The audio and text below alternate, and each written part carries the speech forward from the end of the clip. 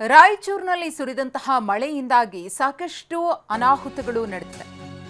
ಒಂದೇ ಮಳೆಗೆ ಹಳ್ಳ ಕೊಳ್ಳಗಳು ಉಕ್ಕಿ ಹರಿದಿವೆ. ಹಳ್ಳ ತುಂಬಿ ಅಕ್ಕಪಕ್ಕದ ಹೊಲ ಗದ್ದೆಗಳಿಗೆ ನೀರು ನುಗ್ಗಿದೆ.